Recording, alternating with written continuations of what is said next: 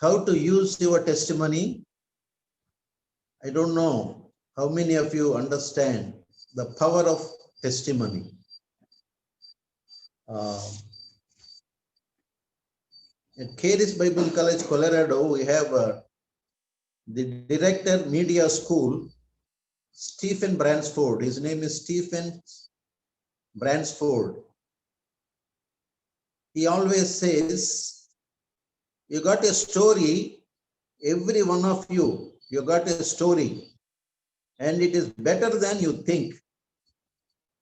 We really don't realize how awesome is our testimony.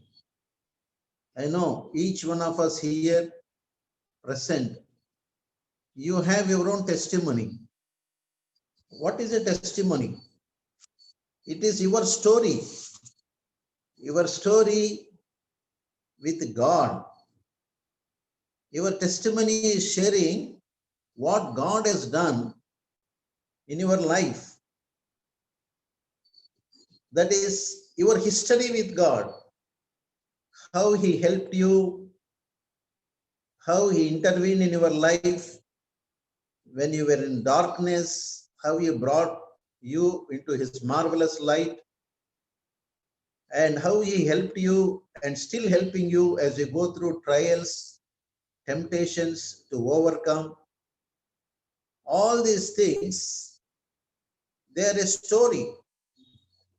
And your story and my story is better than what you think. We know in Revelations 12:11, we see this.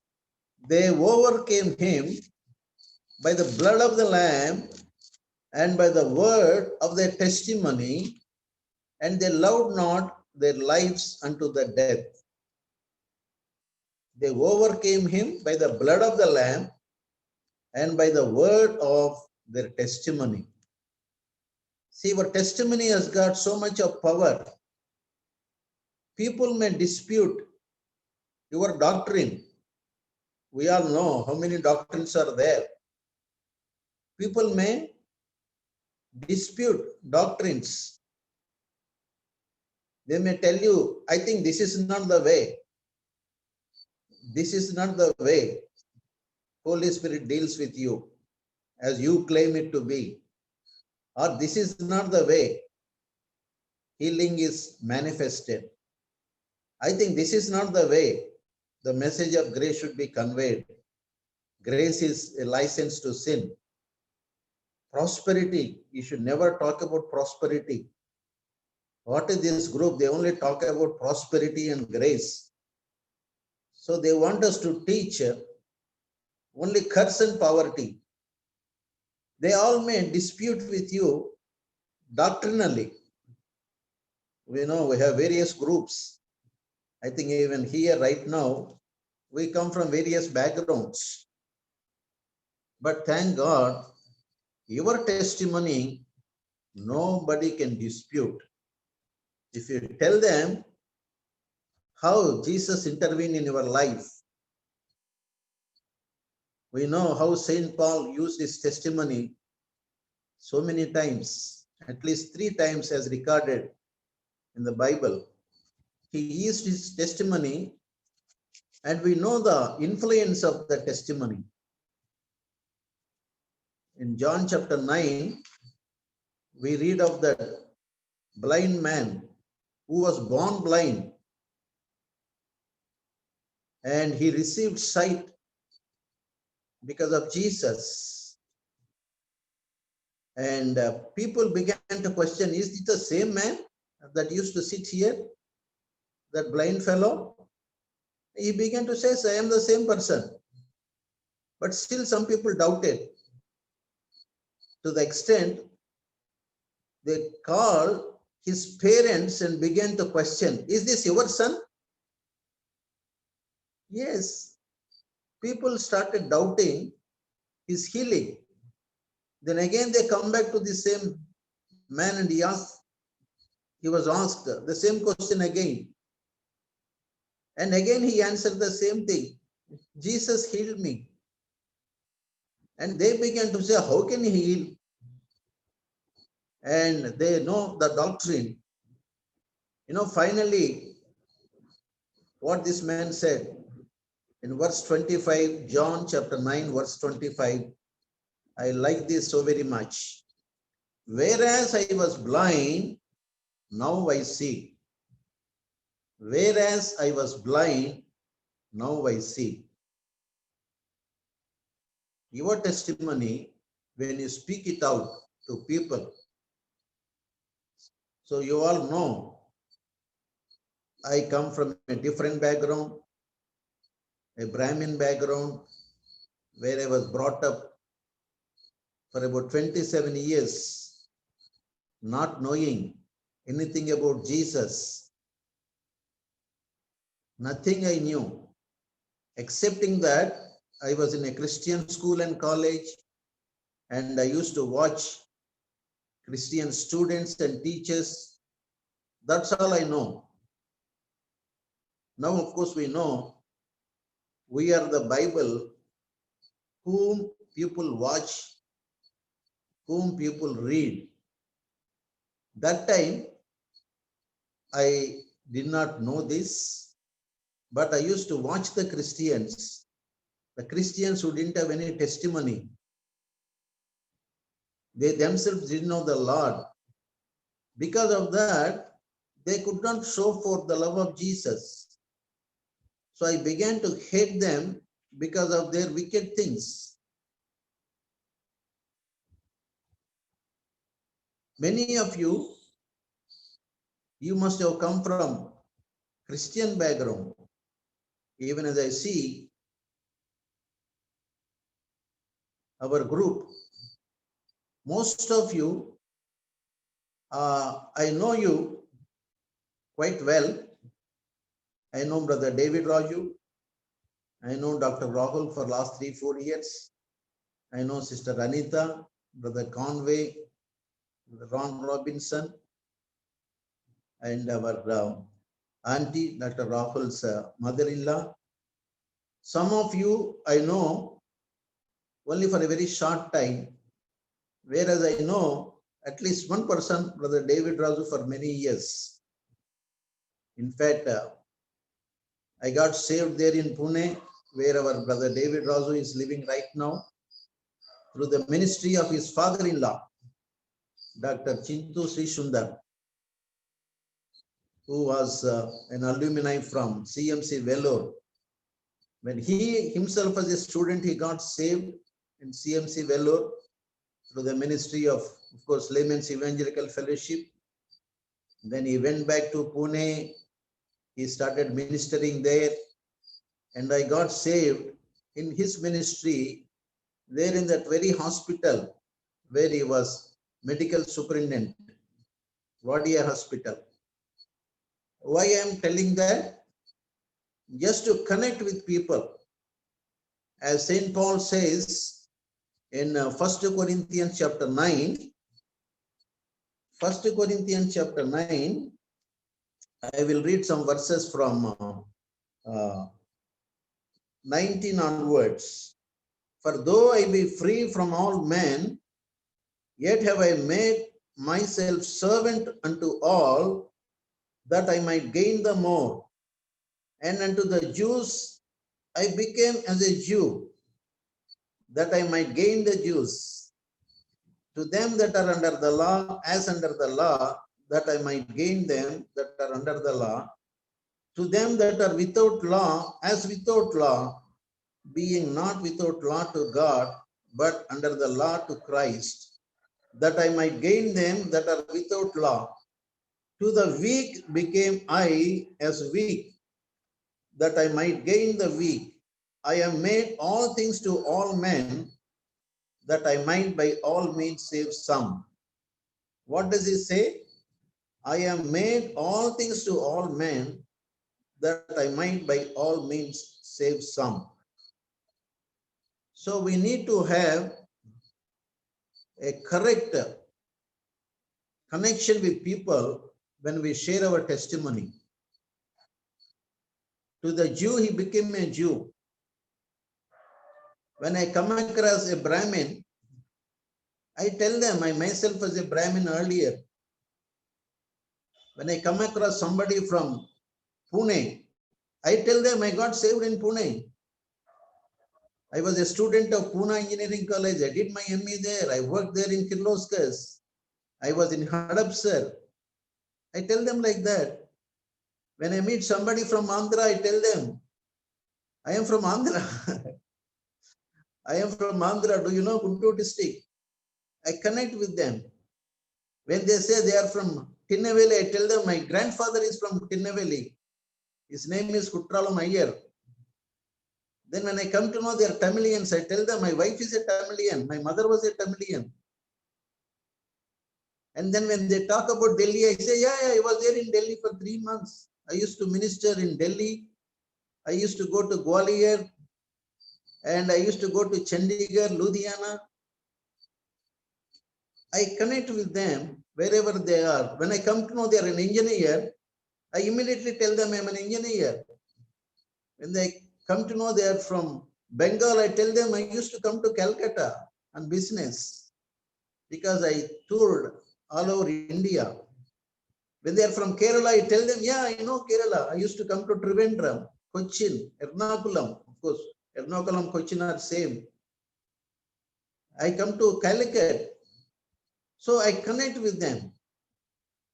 So that is very important. When you are sharing your testimony, you must know where to get connected with them. To a Jew, you must become a Jew. When I listen that they don't accept Christianity, they hate Christianity, I tell them, yeah, I was like that. For 27 years, I didn't have anything to do with Christians. I never used to touch them. I treated them like untouchables. Yeah, that is what we see in the testimony of even St. Paul. First Timothy, you all know my name is Timothy. In fact, I wrote down my testimony initially. You all must write down your testimony. That is my suggestion. Even yesterday also I was telling someone, I think Brother Ron Robinson, you must write your testimony. As I already said, you got a story and it is better than you think. In fact, that is a book written by Stephen Bransford, Director Media School at Caris, Colorado. He tells everyone, you don't underestimate your story. It is far better than what you think. So it is very important to write down our own testimony and see for yourself how amazing things God has done for you. You don't appreciate them because you don't remember them.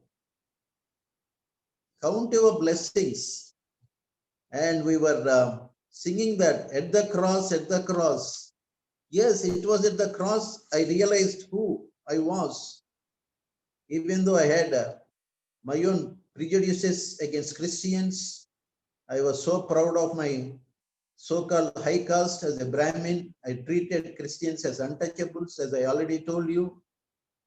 I never used to touch them in a Christian school and college. Okay. And I didn't see any good morals in the teachers or the students. In fact, a Brahmin teacher used to teach morals there better than these Christians.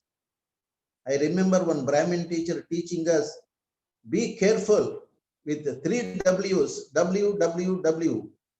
Of course, today we know that is a worldwide website, but that time we didn't know all that. Back in my 8th standard, that could be 1964 or 63, my 8th standard.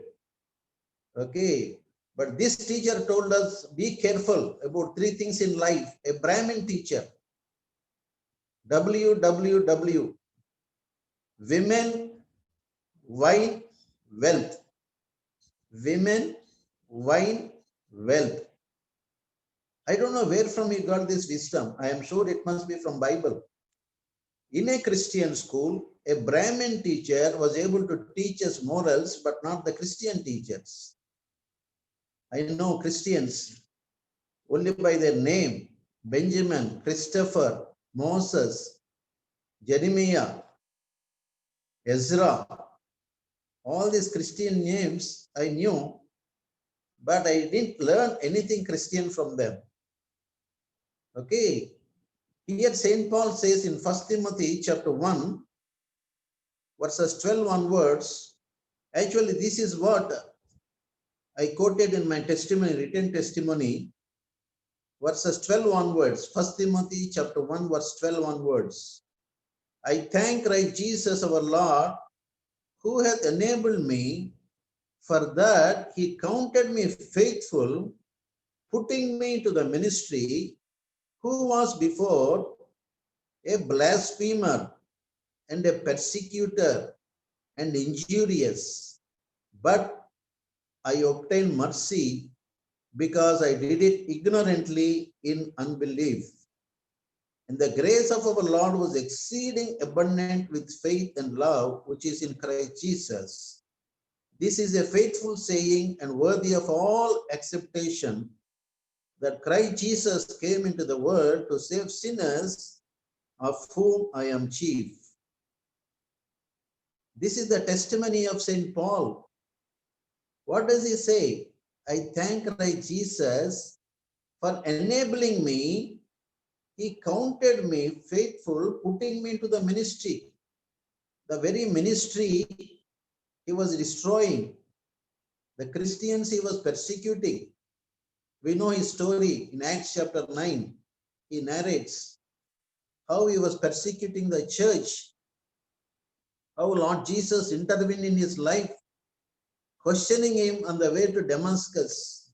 Saul, Saul, why do you persecute me? He wanted to continue his persecution, going to Damascus. But on the way to Damascus, Jesus revealed himself to him. A man who was persecuting the church, who was a blasphemer, injurious, I can identify myself with him. I hated Christians. I didn't have anything to do with them. I was finding fault with them. And here we see how St. Paul says, I obtained mercy because I did it ignorantly in unbelief. In verse 15, he says, Christ Jesus came into the world to save sinners, of whom I am chief. In Hyderabad fellowship, layman's fellowship, of course, in Pune fellowship, I got saved September 1980, when I began to realize the love of the cross and what Jesus did for me there on the cross, the great exchange that took place on the cross. I understood how much he loved me. I got saved there in Pune on September 20th, 1980. Then immediately thereafter, I was transferred to Hyderabad. There in Hyderabad fellowship compound itself, I used to live as a bachelor. And there, I used to help in the church services by sweeping the compound, by spreading the mats, spreading the chairs. And we used to tie a banner on the platform. What is that banner? This verse 15. The Christ Jesus came into the world to save sinners. Whenever I used to tie that banner, I used to identify myself with that. What is that? I am the chief of sinners. Can you imagine St. Paul saying, I am the chief of sinners? How he was able to humble himself to accept the fact that he was a sinner before God, and he did so many things, as I already read. He was a blasphemer, persecutor, injurious, but I obtained mercy. Then he says, Christ Jesus came into the world to save sinners. So whenever I read that verse, I remember that banner I used to tie. the fellowship there in Hyderabad, Khairatabad. Okay. So why I'm trying to say that when you give your testimony with the facts, you can bring all these things to their mind for them to visualize. I know when I say Hyderabad, some of you get connect with Hyderabad. I know Sister Anita is from Vijayawada, and immediately I can tell I was a student of Andhra Laila College in Vijayawada. Once I say Laila College, of course, you all know there is a college in Chennai also. But we have in Vijayawada also. That is where I did my pre-university. 67. Okay. So I can connect with Vijayawada. I know so many things about Vijayawada because all my relatives live there. Not all. My sister's family and my relatives, so many of them, they used to live in Vijayawada once. Of course, most of them shifted to Pune now. There are so many of my Brahmin relatives right now living in Pune. When you talk about Bombay, like Sister Lorraine, immediately ask, where did you live in Bombay? Because I myself lived in Bombay. In fact, I was there as a Brahmin, and one of our evangelists used to come to talk to me. First time when he came, I was not there in my lodge, but he left a small slip in the reception for me, saying, I am Peter Iqbal. I have come to see you. Please read Proverbs chapter 3. I was still a Brahmin. I didn't know much about anything. I was wondering, what is this Peter Iqbal? Peter Iqbal, Christian, Muslim, and then I am a Hindu. And I was thinking about Amar Akbar Anthony picture, cinema. Hindu, Muslim, Christian, who is this Peter Iqbal? Of course, we didn't have mobiles and all that those days. Then I came to know he came all the way from Colaba. Again, if you say Colaba, I can tell you World Trade Center, very close to that, this Peter Iqbal used to live. He came all the way to Kalyan, where I was living, just to meet me. But he could not meet me. He left a slip for me. I can never forget that. So even today, when I meet somebody from Bombay, I ask them. In fact, there was a gentleman who came all the way from Bombay to visit our Charis Bible College in Chennai. Suddenly, one day he appeared. At the door, I was there in the reception in Charis Bible College almost 10 years back. This happened. So as soon as he entered in, I asked him, where from you're coming? He said, Bombay. Oh, Bombay? Which part of Bombay? He said, Ambernath. Ambernath? Yeah, I know Ambernath, I told him.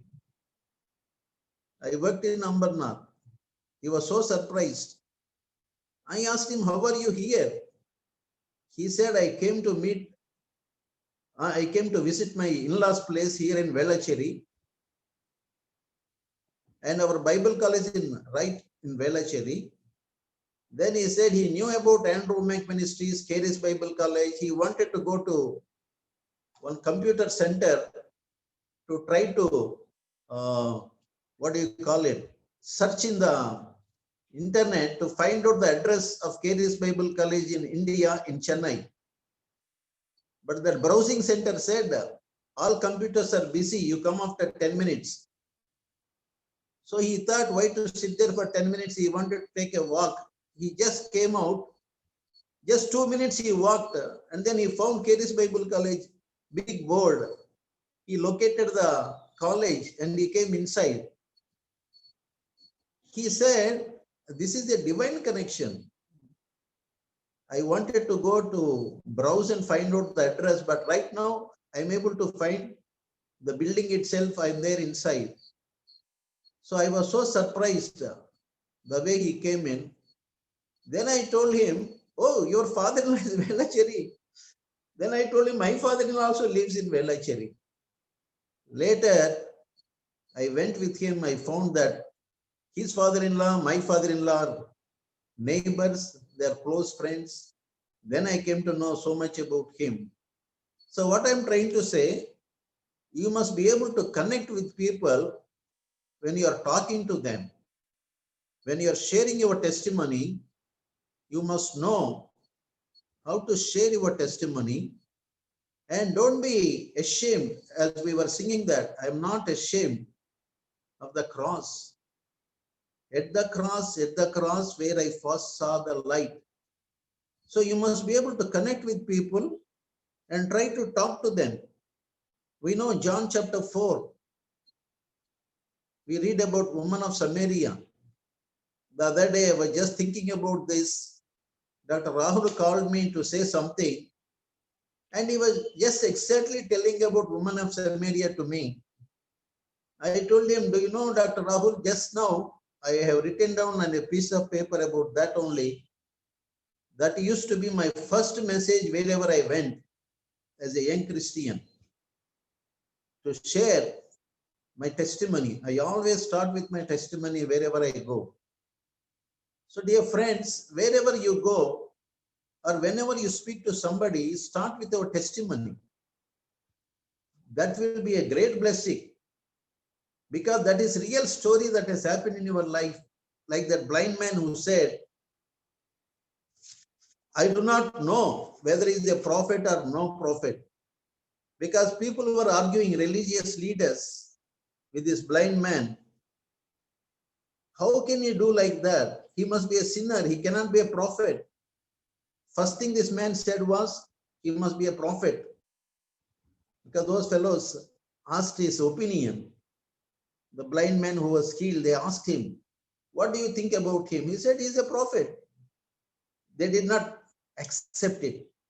So they began to question him again. Finally, he says, I don't know whether he's a prophet or not, whether he's a sinner or not. But one thing I know, whereas I was blind, now I see.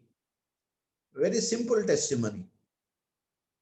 Coming back to John 4, Jesus meets this woman at the woman at the well. We know how he will ask for water. Then what does she say? Jews have no dealings with Samaritans, and you are asking me, a woman of Samaria, for water. Don't you know Jews have no dealings with Samaritans? And that is the question I asked when Brother Prabhudas invited me to come to the Layman's Fellowship in Pune. This is the first question I asked him. Don't you know we don't have anything to do with Christians? Don't you know that we are Brahmins? How can you invite me, a Brahmin, to a Christian meeting? Jews have no dealings with Samaritans. They used to treat them like dogs. I said, how can you invite me, a Brahmin, to a church? And you say you're an engineer. You don't have common sense to invite a Brahmin to a church? That is the same thing this woman asked. But thank God, Jesus revealed himself to her. Woman, if only you know the gift of God and the living waters, you will not ask such a question.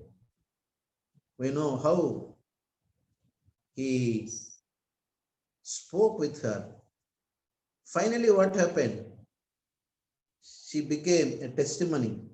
I think verses 28 and 29, John 4, 28, 29.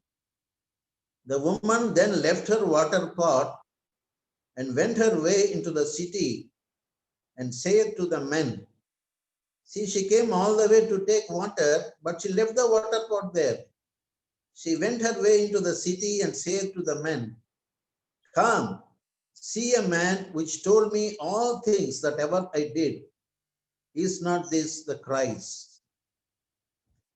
She shared a testimony.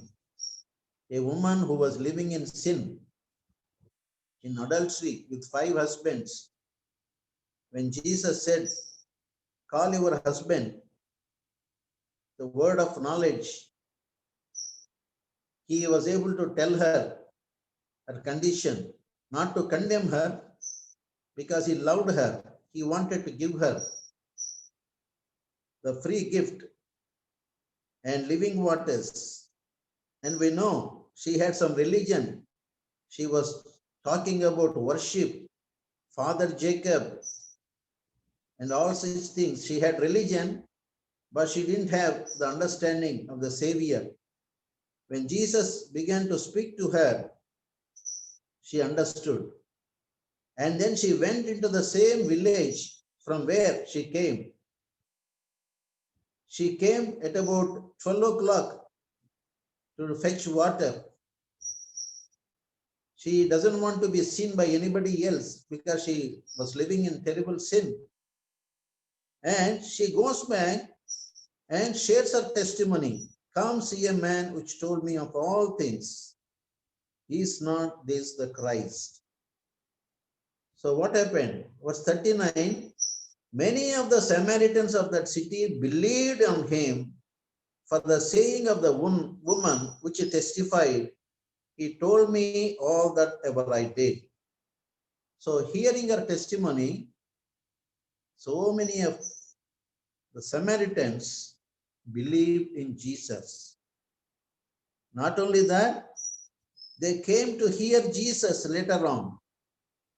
And then they began to say, verse 42, now we believe, not because of your saying, we have heard him ourselves and know that this indeed the Christ, the Savior of the world. First, share testimony, invite them to your church or to a meeting like this. Then they themselves will listen to the word and they will come to the conclusion, indeed, Christ is the Savior of the world. What an amazing influence your testimony will have. You may not know. Like I already said, you got a story and it is better than you think. Sometimes when you share your testimony, what you talk, you must have forgotten, but other people, they will be able to remember. Like the other day, Sister Anita was sharing. I forgot most of the things, but I remember one thing. She was calling her daddy, Babuji, Babuji, Babuji, Babuji. Context I forgot, other things I forgot, but the relationship that she had with her father. And then she also mentioned at the age of 21, I was already working somewhere. They were in North. Okay, some of these things, they will touch your heart. You must have forgotten what you shared, but God will work. When you share your testimony, you leave the result to God. He will take care of that. Like I told you, the incident that took place 40 years ago when I got saved, it is still fresh in my mind. There in Pune, I was living with my brother's family. The other day I told you, my brother, 75th birthday, you please pray for him, all of you like that. Okay. So this brother graduated from IIT Kharagpur, 1969.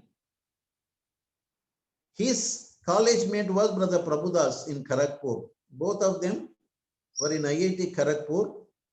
My brother was in second year, Prabhudas was in first year. So they were friends there in Kharagpur. Then both of them got jobs in Pune and they came to Pune. Why I am telling that, there is a reason. Both of them came to Pune, started working in two different companies. Then after finishing engineering in 73 from Anantapur in Andhra, I went to Pune to live with my brother. So I was living with my brother's family in Pune. Brother Prabhudas came to see my brother, not knowing I was living with him. Then he began to talk to me and inviting me to the church. I asked him that question, how can you invite me, a Brahmin, to a church? Don't you have common sense like? And who gave you engineering degree? I was asking him something like, who gave you engineering degree? Where from you passed? Then to my utter surprise, he told me he passed out from Anantapur Engineering College, same college from which I also graduated. See how God connects people. If anybody else would have shared the testimony, I would have just rejected it. But he also passed out from the same college from where I graduated, and he was my senior by 5 years. Then I remembered all the ragging that takes place in the engineering college, how much of respect we give to seniors. If they say sit down, you have to sit down. If they say jump, you have to jump. Otherwise, they used to rag you terribly. Then I began to think, Hare, he's my senior. I have to give him respect. So I gave him respect just because he was my senior. Then he began to share his testimony. How he got saved as a student in that engineering college, 5 years course during his third year, 1965, how God met him. Where? Not in Anantapur. His professor, one Professor Jogdas Daniel, he invited this Prabhudas all the way from Anantapur to come to Madras to attend a students' retreat. There he got saved in 1965. Then he told me his testimony, and Isaiah 43:1 was the promise verse God gave him. O Jacob, I have made you. O Israel, I have formed you. All this even now I remember after so many years.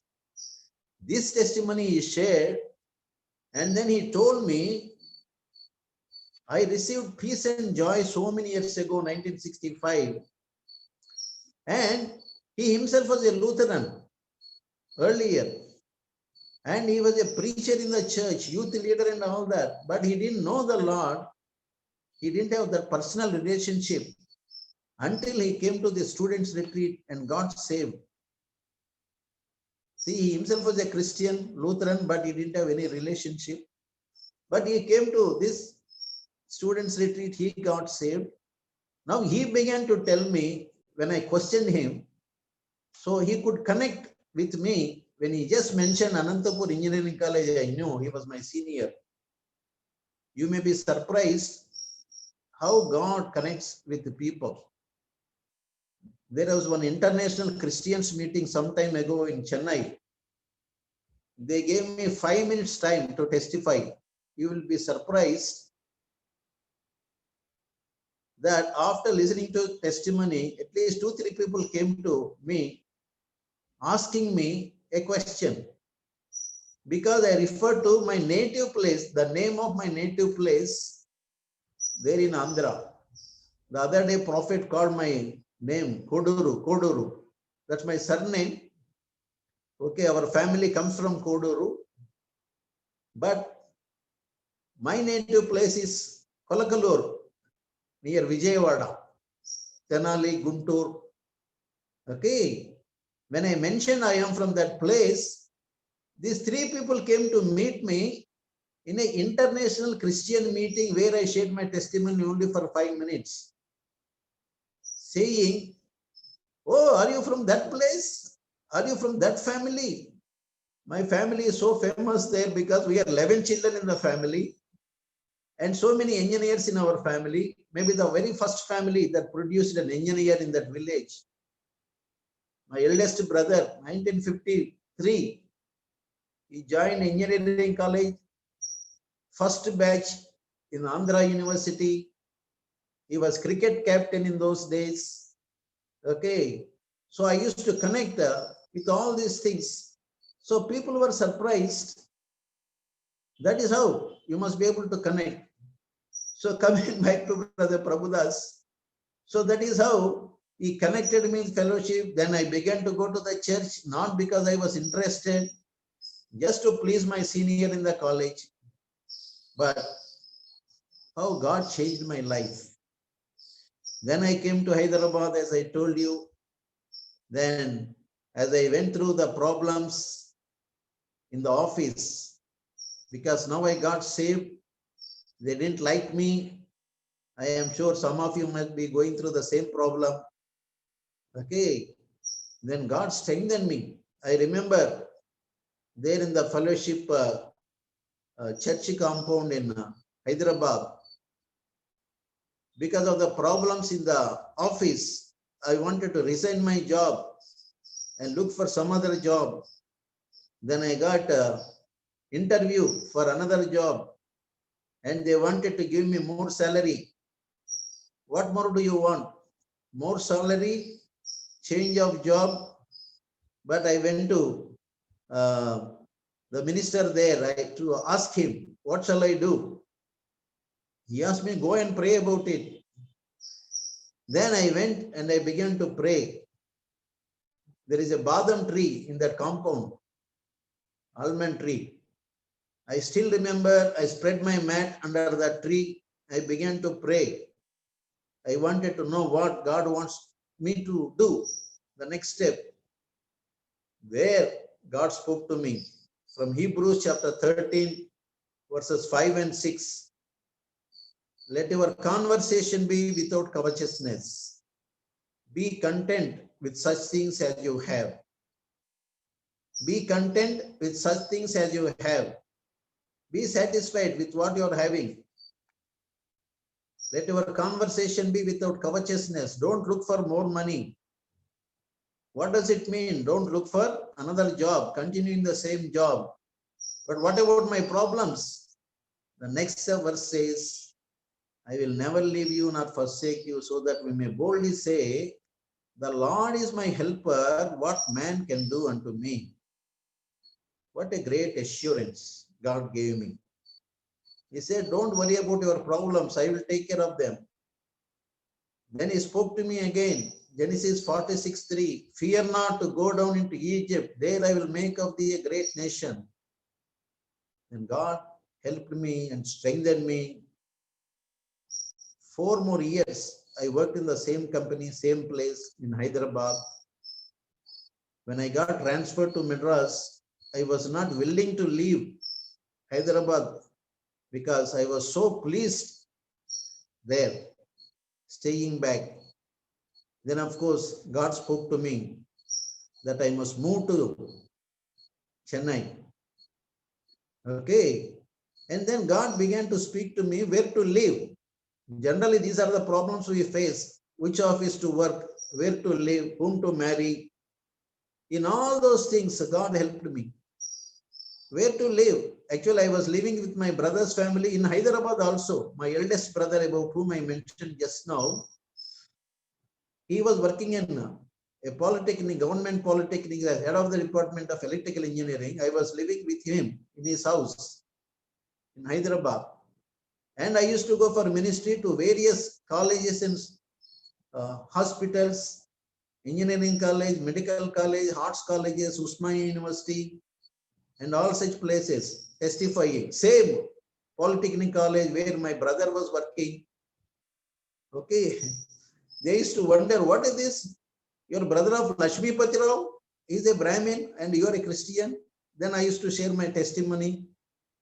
Okay. I was living with my brother's family. Then God specifically asked me to come out of the brother's family and stay separately. We all know 2 Corinthians chapter 6, verse 14. Be ye not unequally yoked together with unbelievers. Verse 17. Come out from among them, be ye separate. I was not that happy to come out of their house because lodging and boarding are free. I was a bachelor. Going outside, staying, we had to spend money. I used to send some money to my parents out of my salary. Anyway, because God asked me to come out, but I had my own reasoning. I asked our pastor in charge there, why God is asking me to come out? They are all Brahmins. I must stay with them. I must share my testimony with them. Who will go and give the gospel to them if I come away from there? But I was given a wise counsel. Just do what God tells you to do. Don't argue with him. Because God knows your background. God knows how to help your brother's family. You are trying to help your brother's family. You are just born. September you are born. October you are in Hyderabad. You cannot help as a little baby your brother's family. When you are trying to lift them from the pit, they will pull you back into the pit. So don't stay with them. God never said don't love your brother's family. He only said come out from among them. Be not unequally together with unbelievers. He never said hate them. So I took that wise counsel. I came out. So this is how God guides where to stay. I got so many other stories to tell, but I am not telling that right now. And about marriage, God very clearly guided me whom to marry. And I got so many testimonies to tell, to share. I am sure every one of you have got a testimony to share. Don't be ashamed of your testimony. Again, I am repeating, you got a story and it is better than you think. Please write down your testimony. Share with us, share with others. And then regarding, of course, we got married, as I told you, without seeing each other, just trusting in God's word. We both of them, yeah, two of us only get married, no. We both got married without seeing each other. It was a puzzle to my relatives, my parents, all Brahmins. First you said you got saved, now you say you're getting married to somebody whom you have not even seen. Yes, they were so surprised. Just because God spoke to me clearly from Song of Solomon, chapter 6, verse 9, my dove, my undefiled is one, she is the only daughter of her mother. And God spoke to her, Isaiah 41:25, I have raised up one from the north. Okay, so God connected us. Then this is what my parents said after we got married. They came for the first time to church. My brother came from Pune, my parents came from Andhra. They attended the church for the first time in their life. And they said, we believe this marriage is made in heaven. 11 marriages they have conducted in the family. Now they say as Brahmins, this marriage we believe is made in heaven. What a testimony.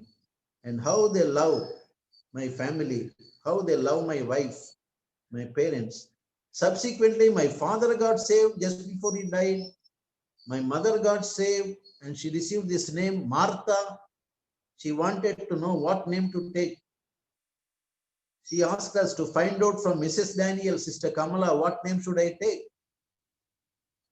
And my mother-in-law's name is Mary. My mother's name is Martha. Just think of that. Okay. Then, when my wife was pregnant, we were worried. First pregnancy, we don't know what to do. That is when God gave me that promise, Isaiah 66:7, which I share with everybody and anybody. Whenever they talk about delivery, I give them this promise, Isaiah 66:7. Before her pain came, before she travailed, she delivered a male child. In most of the cases, this came true, including the recent delivery. A boy baby was born. Brother David has became grandfather of a grandson. Okay, this testimony I share with so many people and they are encouraged. What for we are sharing our testimony? To encourage them. So dear friends, you remember that your testimony is far better than what you think. In Mark chapter 5, we read the gathering, the man who was possessed with legion. Nobody could help him, but Jesus went and delivered him. He was not of any use to his family. Then after he got healed, he wanted to go with Jesus. Then Jesus tells him, go home and tell what wonderful things God has done for you. Go and tell your testimony. He goes back and shares his testimony. What happens? The very people who asked Jesus to leave that place, they all came back. When Jesus was returning, he returned to the same place. That is what we read in Luke chapter 8, verses 39 and 40. All the people who asked Jesus to leave their coast, they all received him back gladly because they happened to see and hear the testimony of this man who was once possessed. Okay, don't be ashamed of sharing your testimony. We read about Mary Magdalene, very surprising. Wherever her name appears, we see out of whom 7 devils were cast out. Mary Magdalene, first appearance after resurrection. In that story, we read again, Mary Magdalene, out of whom 7 devils were cast out. Why it is mentioned there?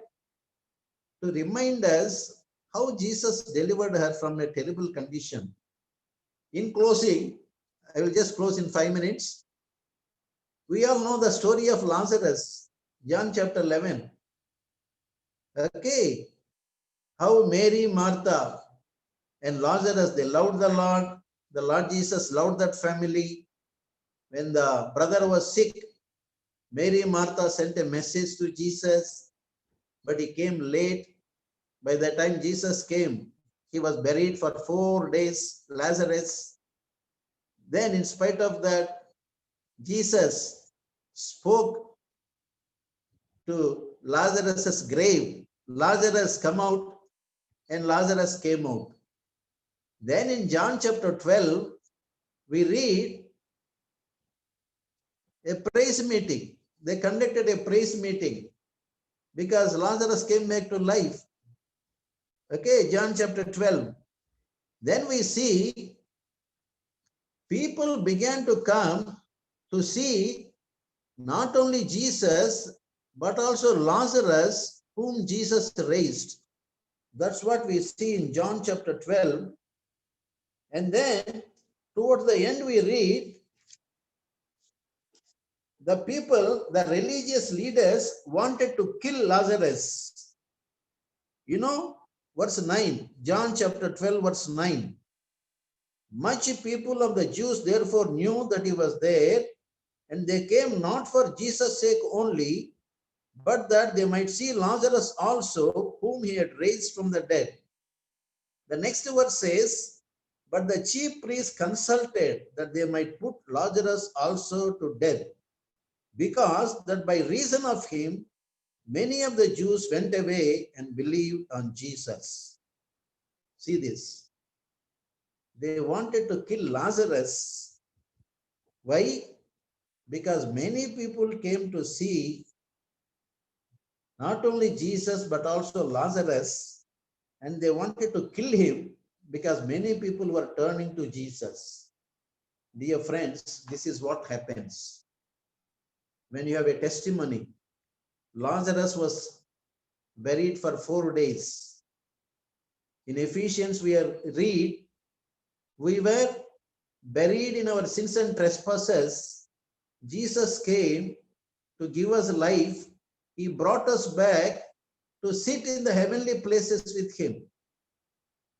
Now we see Lazarus, once he was sitting in the tomb, he died and was buried. But right now he is sitting at the table with the Lord Jesus himself when they were celebrating that feast. Lazarus was buried only for 4 days. But do you know, as I already mentioned at the beginning, I was buried in my sins and trespasses for 27 years. Thank God, I came back to life. Jesus gave me that life. Now, Lazarus did not speak a single word. Read your Bible and see. Lazarus did not speak a single word. But his testimony that Jesus raised him from the dead, That attracted people so much so, these religious leaders wanted to kill him. When you got a powerful testimony, very likely you will be attacked. But thank God, he is there to protect us. The story of Christmas, we all know.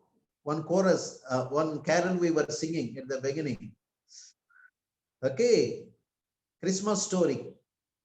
So first Christmas I had at the age of 27 in Hyderabad. First Christmas. We all know Mary Joseph story. When you think of Christmas, we know them. Joseph is another person who never spoke a single word. You can read your Bible and find out. He never uttered a single word. He had visions, he had dreams, he obeyed Jesus, he obeyed God, but he did not speak a single word. But he was obedient to instructions given to him by God, even in a dream. To that extent, he was obedient. He did not say it's only a dream, it is only a vision. After all, it's not God directly talking to me. So it's another question people have. How does God speak to you? That was my first question. I asked Brother Prabhudas when he said, God will speak to you. God will speak to you. I questioned him, how does God speak to you? Will he appear in front of you? He answered me very wisely. You are in Pune now. You want to speak to your relatives in Andhra. How do you speak? Of course, that time we didn't have mobile, as I already mentioned. You have to book a trunk call, go and sit in a post office, pay advance money, sit there until your call is through. Okay.